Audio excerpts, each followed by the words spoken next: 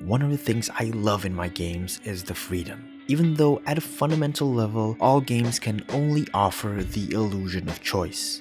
Still, we enjoy having them as long as the process is well hidden, enjoyable, and we're able to reach catharsis or the feeling of relief at the end of our game. Essentially, it's just us as gamers, as people wanting to enact agency in our favorite medium of entertainment. What that basically means is we like our capacity to execute free will. Nowadays, gamers associate freedom with non-linear open-world sandbox games, and looking at how freedom is generally perceived, to an extent, those games do encompass a broader sense of freedom. The most obvious example, Skyrim, gives you the freedom to do what you want within the confines of the game, of course. You can choose your playstyle and complete quests in any order you like, which is a big part of Skyrim's appeal. And within the game, you have the opportunity to choose your interactions, playstyle, and how you want your journey to progress. Skyrim, like many of Bethesda games, has thousands of hours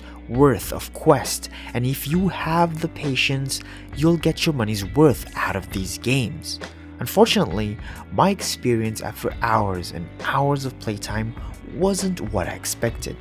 Short story, I was lost and started to feel a bit burnt out, being overwhelmed with so many quests that they started feeling repetitive. I started to feel like I was doing the same thing over and over again. After some time, I stopped caring for the quest and realized I had no idea how to get to the end game. And up to this video, I still haven't. Don't get me wrong, Skyrim is in no way a bad game. It just manages to showcase how extreme freedom can lead the player into losing their sense of purpose. But freedom doesn't only exist in one type of game. Dishonored isn't an open world game per se, but it offers so much freedom in terms of playstyle and exploration. Dishonored is made up of level-based areas, and throughout these levels, there are interesting events happening that revolve around the main story, and completing side objectives will contribute to the final outcome of your ending. And you're free to choose the way you see fit to handle each given objective. You can spare, assassinate, kidnap, or even frame your target in a variety of ways too. It might not have the scope that many sandbox games have, but because of the smaller scale, there's a concentrated effort into optimizing gameplay and details that have profound effects on your overall experience, with the advantage of linear progression, making for effective storytelling. I say linear, but not in a bad way, because I was always free to choose my own approach when dealing with my objectives.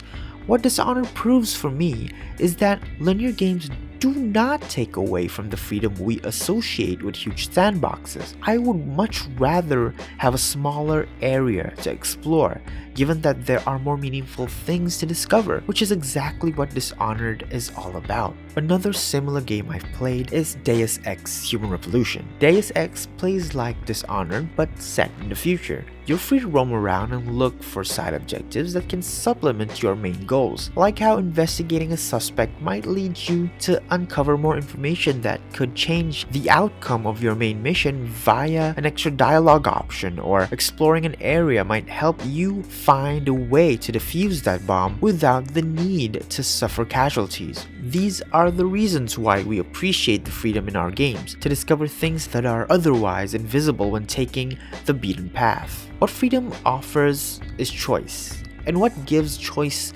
meaning is consequence. Even if it's only the illusion of choice, at the end of the day, I'd like to think I made the right decisions regardless of how things ended. What I'm trying to say is that we should really expand our views on freedom in video games to not only include open world sandboxes, but all types of genres as well. Open world sandbox games provide us with the freedom of exploration, but many times I felt that they don't really offer us much in terms of storytelling and meaningful things to do.